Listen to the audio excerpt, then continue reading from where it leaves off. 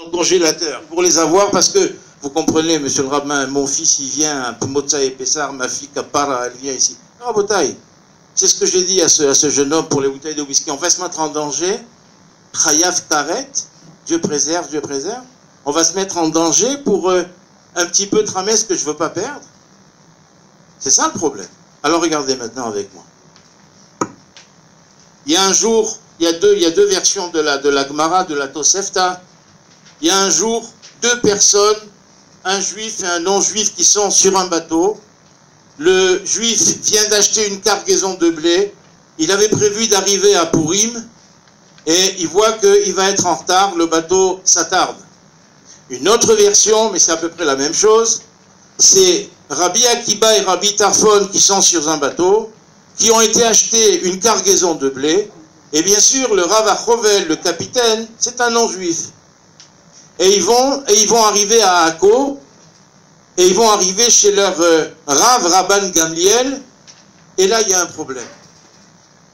On va laisser rentrer le Rav Nakash.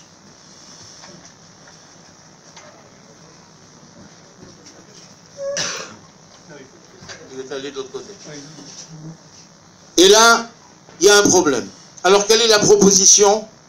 On va proposer au capitaine qu'il nous rachète le Chametz et arrivé en Israël, on verra ce qui se passera. Alors maintenant, trois choses. Première chose, la proposition. C'est-à-dire, la Mechira, c'est une proposition. Comme elle dit ici la Gemara, il dit, ou bien éventuellement le Bet Yosef, il dit, aujourd'hui tu essayes de m'acheter pour un mané quelque chose qui vaut 300 manés, ou bien pour quelques 212 quelque chose qui vaut un mané, et éventuellement peut-être que j'en aurai besoin après Pessah, voilà ce qu'il dit le Shulchan Arour, et peut-être que j'en aurai besoin après Pessah pour éventuellement te le reprendre. Et on va faire un contrat, parce que s'il n'y a pas de contrat, il n'y a pas de lieu, il n'y a pas d'endroit particulier, et il n'y a pas de conditions particulières. Il peut y avoir des conditions. Je peux éventuellement faire marquer que si la pluie elle est tombée sur le blé, je ne te la rachète pas. Je peux faire marquer que si jamais quelqu'un s'est introduit dans ton marsal, etc.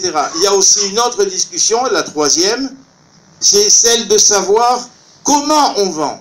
C'est-à-dire, est-ce qu'il y a un temps? Je vous donne un exemple. Pour la vente que je fais avec le Rav Gabay, Allah Vachalom, chez Skuto Yagen Alelu, je passe avec son contrat, hein, voilà ce qui se passe.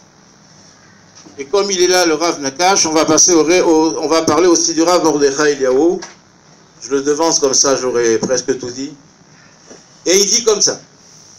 Sur le contrat, il y a deux possibilités. Soit je dis, si jamais Motza et Shabbat, cette année, vous avez remarqué que même les touristes, les Français particulièrement pour nous, ont la même date de rachat du Chametz. D'habitude, il faut faire deux contrats. On fait un contrat pour ceux qui habitent en Israël et on fait un contrat pour ceux qui habitent en France, c'est-à-dire il faut faire avec les deux. Cette année, on a un seul contrat. Qu'est-ce qu'il y a écrit sur le contrat? Si jamais je ne t'ai pas appelé, ou bien tu ne m'as pas appelé au téléphone en me disant que tu veux garder le Chametz, dans ce cas-là, on va décider d'un prix que tu vas payer. À ce moment-là, hein, je dois moi immédiatement joindre par téléphone, on a fait une chaîne téléphonique, je dois joindre par téléphone toutes les personnes qui ont vendu par mon intermédiaire le Chametz. C'est-à-dire que si le gars il a envie de s'amuser, il va dire non, non, tu sais, finalement j'ai vu que ton Chametz, moi, il est pas mal, il y a pas mal de whisky, il y a ceci, ouais, mais ne crois pas que c'est gratuit. Maintenant, le problème, il est comme ça, c'est que dans la Gemara, il y a écrit que c'est mieux quand même de vendre du Chametz Gamour. Oui? Non? Oui, c'est mieux. Et il dit comme ça, ces deux personnes, ou bien éventuellement ces deux rabbinim, arrivent à Akko, et qu'est-ce qu'ils ont fait auparavant? Ils ont fait un contrat avec le capitaine, qui lui, je le répète, est non-juif, et ils ont dit, quand on arrivera en Israël, on verra. Ils sont arrivés après Pessah. Ils sont allés voir, on va dire, Rabban Gamliel, ou ils sont allés voir un Rav, si c'est pas Rabban Gamliel, ça dépend des deux Toseftot. Et ils lui ont dit, voilà, nous on a vendu le Chametz, on a fait une Mechirat Chametz, c'est-à-dire on a fait un contrat, est-ce que tu penses que c'est valable ou pas? Et le Rav il a commencé à dire, et regardez qu'est-ce qu'il a commencé comme... Est-ce que c'est un simple dépôt? C'est-à-dire lorsque le Chametz était à vous, est-ce que vous avez été pour acheter ça pour votre Parnassa? Est-ce que vous avez pensé le reprendre et le racheter? Est-ce que lui il a pensé vous le rendre ou bien vous le revendre? 4 questions et je réponds. Dépôt, ça veut dire, comme on a dit tout à l'heure, que éventuellement, je dis bien éventuellement, si vous aviez du Hametz Gamour à vendre, le type, je ne sais pas pourquoi, il a acheté 24 paquets de farine parce qu'à Supersol, ils ont fait une mifsa. Et celui-là, il a vendu la farine. On va lui dire, tu sais, la farine, c'est pas sûr que ce soit Hametz. Tant que la farine n'a pas vu, c'est pas. Mais par contre, il a acheté de la bière, il a dit non, c'est des boissons, ça ne va pas. Et éventuellement, le whisky, non, le whisky, c'est pas grave. Dafka, c'est beaucoup plus grave, le whisky et la bière, parce que ce sont des choses qui sont fermentées. Et la définition du Hametz, c'est quoi? C'est pas uniquement quelque chose qui peut fermenter, c'est quelque chose qui est déjà fermenté. Alors, il vaut mieux, je dis bien, il vaut mieux donner à son épicier du coin, ou du quartier, le Hametz Gamour, c'est-à-dire que la femme, elle a acheté deux ou trois rouleaux de pâte de... Comment vous appelez ça? De pâte feuilletée. Ça lui fait de la peine, elle est radine, ou bien elle ne veut pas s'en débarrasser, ou bien éventuellement, je ne sais pas, il y a une bar mitzvah après, ou etc. C'est sûr qu'on ne va pas le garder chez soi. On va le donner, d'Afka, au Baal Makolet, c'est-à-dire on va le donner à l'épicier en lui disant, écoute-toi, tu as une vente. Et c'est ça qu'il dit, est-ce que c'est un dépôt? C'est-à-dire, oui, c'est un dépôt. Je te dépose le Hametz, et j'ai pas du tout, Almenat lo le Harzir, j'ai pas du tout l'intention de le reprendre. Et je dis aux gens ici, faites attention. Lorsqu'on vend du Hametz, on vend du Hametz et après on se pose plus de questions parce que c'est le rabbin qui se casse la tête, ou bien éventuellement on n'a pas voulu perdre en bouteille. C'est ça le problème. C'est-à-dire que finalement, la vente de Hametz, c'est pas pour me débarrasser, ou bien éventuellement pour garder, ou bien pouvoir pour récupérer. On va reparler de la bouteille de whisky. Je parle dans la vente avant, je ne parle pas du cas qui s'est posé à moi après. Dans la vente avant, alors on va peut-être éventuellement pouvoir inclure quelque chose qui a de la valeur. Maintenant, Chacham Aelav Berosho, si éventuellement on a des paquets qui sont presque finis, où il y a une ou deux bouteilles, on pourra éventuellement s'en débarrasser. Ça, c'était avant. Et maintenant, qu'est-ce qu'il dit? Est-ce que c'est, Chaz Shalom, le Rabbeinu Yerucham, il dit, est-ce que c'est une ruse? C'est-à-dire, est-ce que tu vas réfléchir, Béhémet, lorsque tu vas vendre ton Hametz, tu vas réfléchir, est-ce que c'est une ruse ou bien c'est quelque chose qui est vraiment utile pour moi? Et la deuxième chose qui pose, la ruse, elle n'est pas uniquement de ton côté, la ruse, elle est aussi du côté de la personne qui va peut-être éventuellement dire, tiens, je vais gagner du fric. Si tu lui donnes éventuellement 100 ou 200 shekels après au rachat, c'est ce qu'il va mitzvot, tu lui... Elle est vendue cette eau là?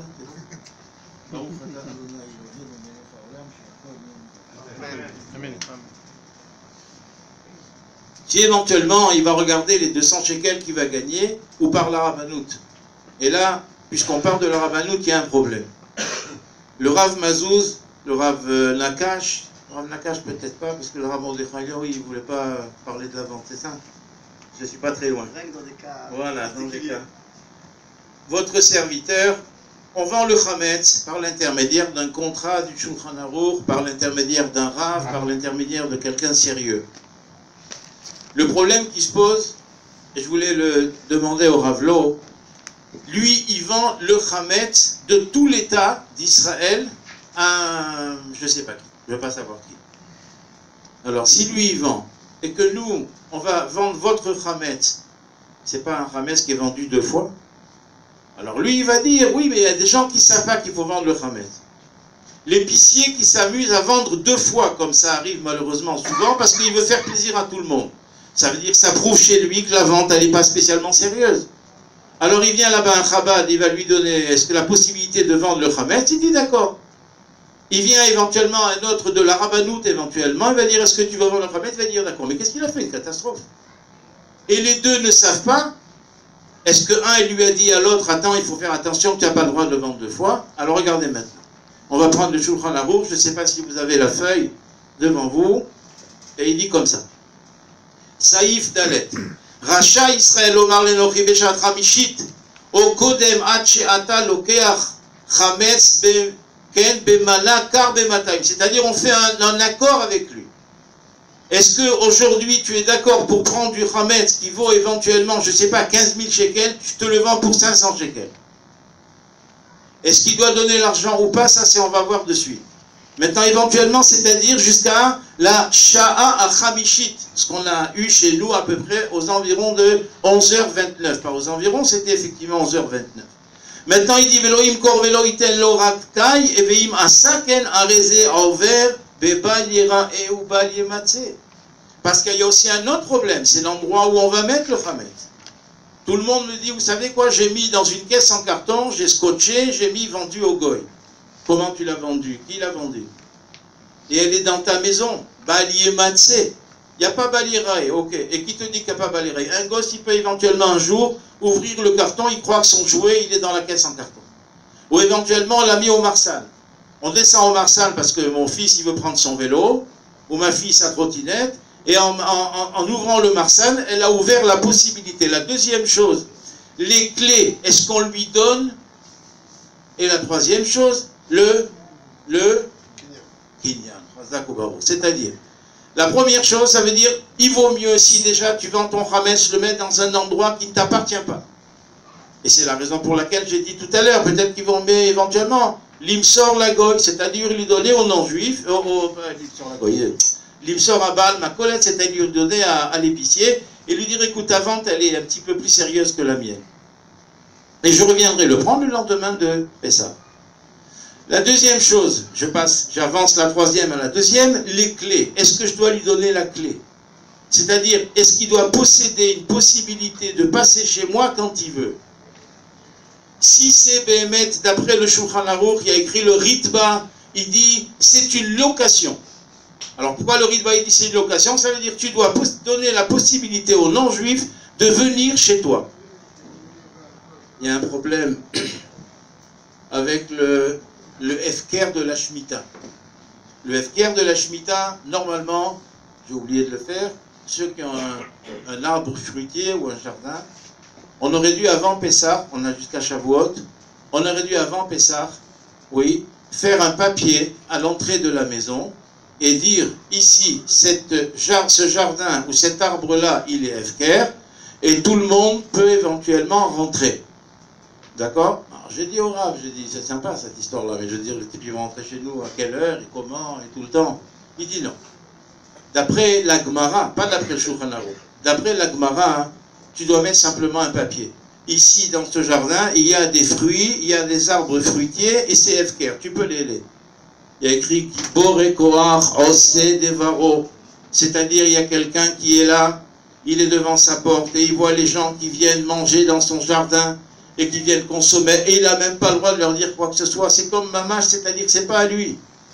Alors il dit maintenant, le Hefker, non, tu peux mettre des heures. La possibilité d'entrer dans mon jardin, elle est entre 10h du matin et, je ne sais pas, 5h de l'après-midi. Et ici, la même chose. Donc d'après le Ritba, on peut s'appuyer là-dessus en disant que quoi?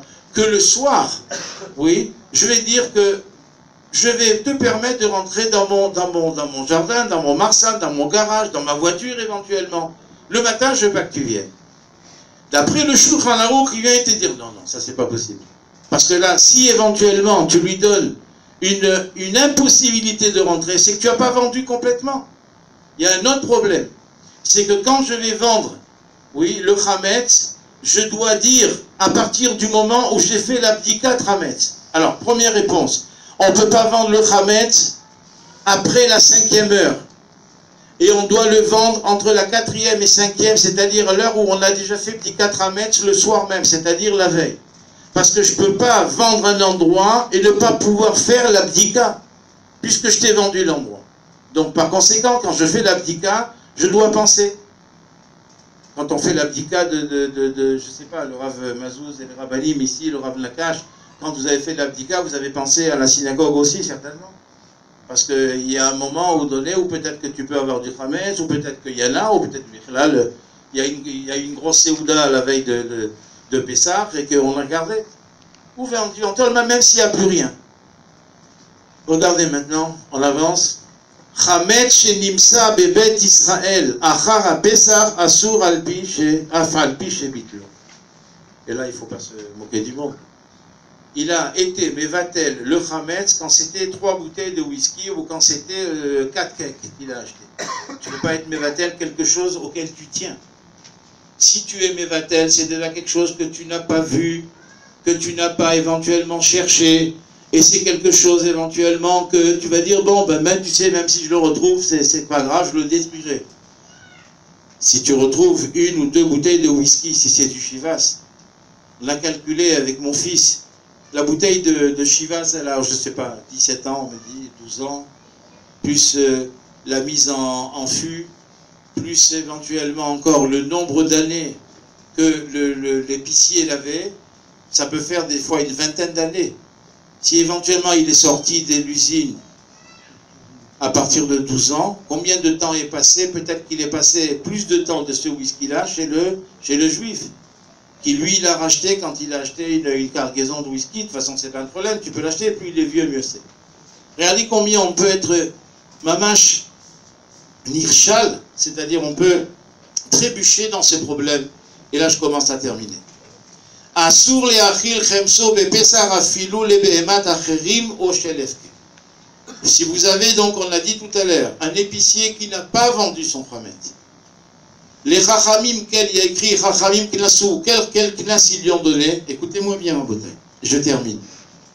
Ils lui ont donné le knas qui ne peut plus, et qu'on ne peut plus acheter le chametz et qui ne peut plus vendre rien. Pourquoi? Parce qu'il est puni. Maintenant, qu'est-ce qu'il va faire le gars? Vous allez devoir calculer que pour les pâtes, je dois attendre combien? On va dire 2-3 mois qu'il écoule son stock. Pour je ne sais pas quoi, qui est plus long, pour le whisky dont on parlait tout à l'heure, il faut qu'il écoule, peut-être qu'il vend une bouteille de whisky tous les ans. Allez savoir. Comme j'ai vu il y a 2 ou 3 ans de ça, dans un supermarché du centre-ville, qui a vendu son chametz, et je lui ai dit, je connais l'histoire, le mashgiach, si tu ne le fais pas venir, tu auras une catastrophe. Ben dis non, il est venu, tu sais, je l'ai même payé en plus. J'ai dit, c'est déjà la première erreur. Le mashgiach qui vient de la Rabbanout, Mitama Rabbanout, tu n'as pas à le payer en plus. Le payer en plus, c'est que l'année prochaine, il va te demander quelque chose de plus. Deuxièmement, toutes tes étagères, elles sont recouvertes de papier journal. Je ne dirais pas quels journaux, c'est encore une autre catastrophe. Toutes tes étagères, c'est facile, ça n'a pas raté. J'étais obligé d'aller acheter quelque chose, moi je me souviens plus, c'était une tétine pour un gosse ou quoi. Je vois à la coupa une Russe, peut-être qu'elle ne comprenait pas très bien ce qu'elle vendait ou ce qu'elle faisait. Elle savait taper à la machine, comment on appelle ça, l'enregistreuse. Un Anglais qui est venu, qui ne comprenait pas plus l'hébreu qu'elle ne comprenait pas trop. Il est venu, il a pris un paquet de pâtes, il a mis sur le rouleau, alors que normalement on aurait déjà dû le recouvrir. Il a mis sur le rouleau, il a passé, le paquet de pâtes, il est passé à l'aise. Comment tu l'as eu? C'est facile. Tu mets la main un peu à droite, un peu à gauche, tu arrives, tu déchires le journal. C'est pas ça la vente. C'est ça. Et après, les Juifs, ils vont acheter. Je répète que ce supermarché, il est central. Et après, tu vas encore discuter. Tu vas dire non, mais tu comprends, il a vendu, etc. Regardez donc le sérieux de la vente de chametz. Alors, résumé. Si on va d'après le Rav Nakash, et lui, il va d'après le Rav Mordechai Eliyahu chez Skuto Yagen Alenu qui nous protège, tu ne vends pas de chametz. Éventuellement, comme dit le Shulchan Aruch, tu vends vraiment si tu es obligé. Si tu vas d'après le Rav Mazouz et le Rav Azoulay, on est obligé de vendre parce qu'on connaît les petits malins dans nos communautés qui vont se garder la petite bouteille de whisky. Qu'est-ce que tu fais là? Tu dois passer par quelqu'un qui fait la vente comme il faut. Et tu dois éventuellement savoir que lorsque tu vends, il y a des conditions. Et tu dois savoir que lorsque tu reprends ton chametz, il faut être sûr que la vente, elle a été bonne. La deuxième chose, lorsque vous retournerez dans votre supermarché ou dans votre macolette du quartier, demandez bien, lorsque vous allez aller dans un restaurant à partir de la semaine prochaine, demandez bien s'il a vendu le chametz. C'est pas demander, monsieur, vous avez vendu le chametz? C'est je veux voir à côté de la Théouda. Et là, j'arrive au Théoudot parce que vous allez voir, on va danser et on va s'arrêter ici. À côté de la Théouda, il doit y avoir cette entreprise, ce restaurant a vendu son chametz à Pessah. La troisième chose, les Théoudot, elles vont jusqu'au mois de Nissan non inclus. Il y a normalement dans la Rabbanout 15 jours, c'est-à-dire du 1er Nissan au 15 Nissan, une demi-Théouda. Pourquoi je te dis une demi? Parce qu'elle est altnaï. De toute façon, toutes les Théoudotes, la méadrine ou pas la méadrine, de Natania, de Jérusalem, de Hago, de Hafoula, de où vous voulez, elles s'arrêtent à partir du Erev Rosh et Erev Pessah. C'est-à-dire jusqu'au 14. Ensuite, tu vas regarder si pendant Pessah, il y a eu une cache-route, si le restaurant il a été ouvert. S'il n'a pas été ouvert, il faut regarder que ce soit vendu, et je répète, que le petit papier soit à côté de la Théouda, et dans tous les cas de figure, il faut regarder que la Théouda, elle soit valable à partir de suite après Pessah. C'est-à-dire que le gars, il va vous dire, j'ai pas reçu, ils m'ont pas envoyé, j'ai pas, ou alors peut-être qu'il n'a pas payé, mais qu'il veut pas nous le dire. Ça, il faut faire attention. Si vous avez dans un restaurant, même de Beth Yosef, même de la Miadrine, même de Chabad, il faut savoir que comment s'appelle, la Théouda de Kashrut, elle part à partir de Pessah. Il a une journée entière pour le recevoir et qu'il vous raconte pas d'histoire. J'espère que Be'ezrat Hashem, après le Chametz, il y a la matzah. C'est-à-dire qu'on a mangé de la matzah et il suffit d'un tout petit point entre le Chametz et entre la matzah, c'est-à-dire pour boucher le Chazé Shalom. Des fois on a tout fait, on a laissé une petite miette qui va boucher, mais nous on veut la Geoula Shlema. Et Be'ezrat Hashem, après la fête de Pessah, après Asia Shir Moshe, on va se retrouver avec le Mashiach, Tzidkenu, Amen, Kenir. Amen. Cher corps, Ravazolé.